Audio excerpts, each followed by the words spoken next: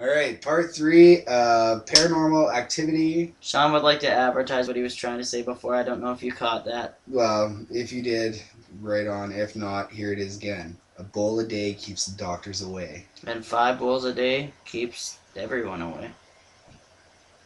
All the people. Or just even the ones in your head, man. 5 bowls a day equals lots of chips being eaten. I'm feeling motivated. I'm gonna do something, but first I'm gonna smoke a bowl. And then have some chips. Yeah. Now I just feel like having chips. Yeah. Revolution. Yes. Oh, Bailey. Yeah. Bailey, we'll dedicate this one to you, even though you probably will never see this till I show it to you. Oh, we should tell him about it, man. He knows about it. Oh, He just does he? he's like, movie reviews are lame. Bastard, come watch us. It's us. Yeah, we love really, you. Man. We love you. I love you, yeah. We do love you. But anyways. Okay, so the Ouija board. Kool-Aid. What? I got a hunk in my Kool-Aid. A hunk in it? Of what? I don't know, probably Kool-Aid. You mean whiskey? Oh, maybe. A hunk of whiskey. No, I mean, never mind.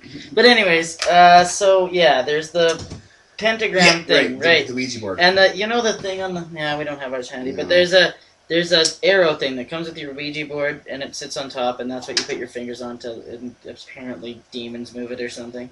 But yeah, anyways, they leave, and the camera's still rolling on this Ouija board, and all of a sudden the thing starts moving around, and then it lights on fire. And yeah. And I don't know, it leaves like a drawing or a message or something. What I think it is just burn marks. Yeah. But when they come home, they don't know that it was on fire, and they see it, and they realize that thing's been moved, and then they think that the demon tried to leave a drawing of some sort, but I think it was just the fire kind of left a burn mark on the thing. Yeah, and so Katie's pissed at him, and then she makes him solemnly swear not to piss off the demon, right? Yeah. But what happens is they decide, what's his face? Mika decides, hey, I'm gonna leave trails of baby powder all over her bedroom. Well, at this point, Katie has been talking about calling the demonologist this whole time, but Mika doesn't like these people. He thinks it's just going to piss them off more. He says when people try and do exorcists and all that kind of stuff, it just makes it a lot worse. And he just really doesn't want to see anybody. I'm pretty sure. I don't think it has anything to do with what he wants to. He pretty much wants to piss the demon off. Yeah, really, he does. He really tries to make the demon mad. Yeah. So basically, what happens after that? Anyways, so Katie is like trying to talk Mika into doing this demonologist dude, and well, not doing him, but getting him over here, and. He says, no, I've got this under control.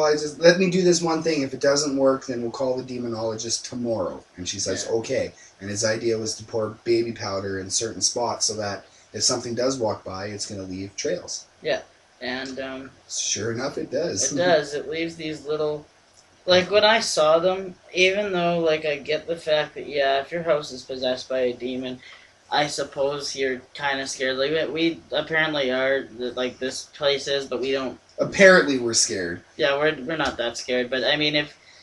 The demon leaves little trails all the way up to the bed, right where Katie is. Yeah. And there's just trails coming in, not going out. Yeah, not going out. In theory, the demon's standing right there still. Yeah. He hasn't moved. Yeah. Exactly. Imagine if they would have saw it happen in front of them. That'd be fucking fucked up. Like, when you're just, you kind of notice that they're there, and they're like, oh my god, he's, it's just coming in, and then all of a sudden it starts moving again. Yeah. And, I'd be a little freaked out. But the whole thing is they look I try and jump on them. They look like little lizard prints. Yeah, they don't even look scary. That's what it is. I was going to say a dinosaur of some sort, but a lizard. Yeah, it's like these tiny little prints. I was like, pretty pathetic demon if you ask me, but maybe that's one of its tricks or something. Yeah, so anyways, they're following these footsteps, seeing where they came from, and it ends by the utility closet, I guess you would call it. Yeah. And they're like, well, what the hell, hey? And then Katie realizes that the attic little cubby hole thing is, propped open, and that freaked her out. She's like, you didn't do that, did you? And he's like, no. Yeah. But then Mika wants to go check it out, and she's like, don't go in there. He's like, no, I'm just going to check it out.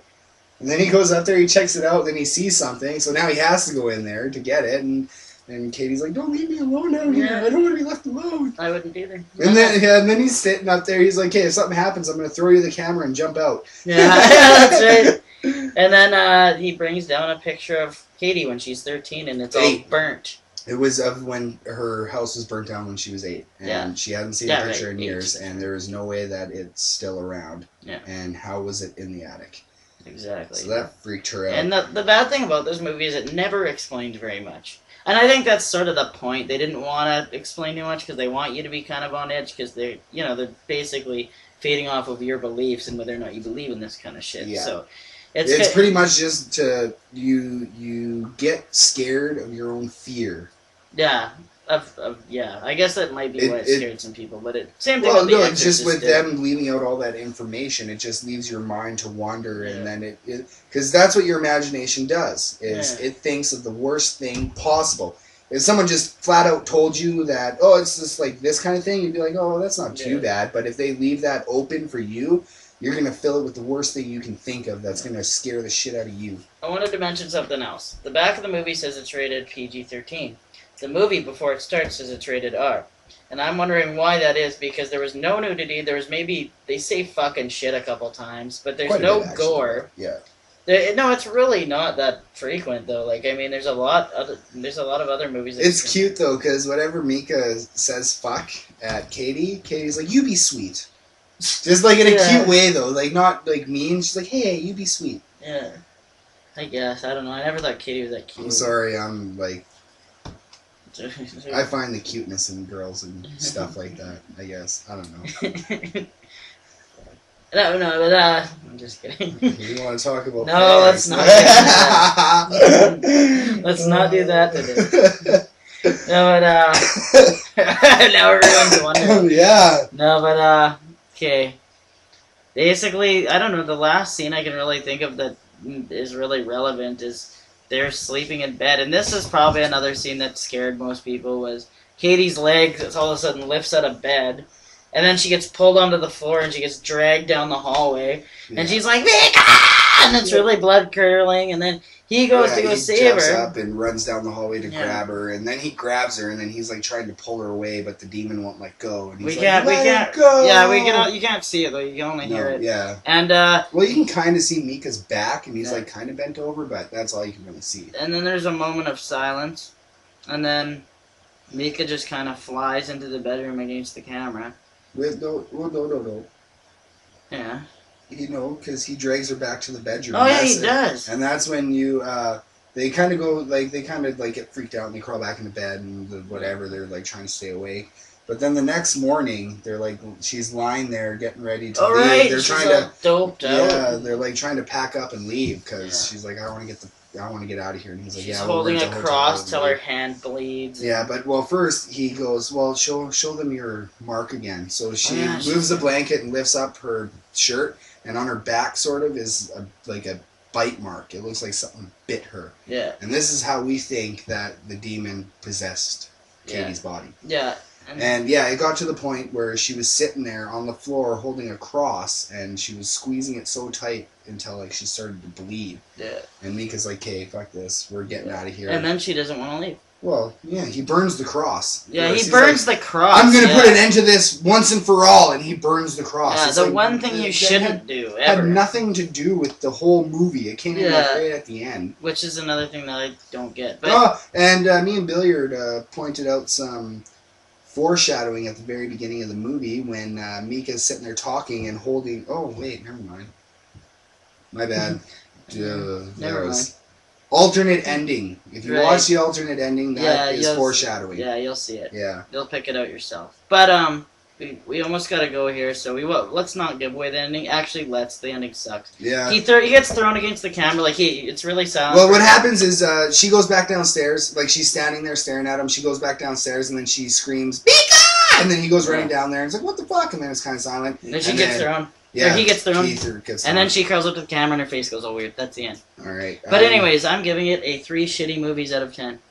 Well, it did scare me. It was kind of a good story. I mean, they could have done better, but I'll give it a 5.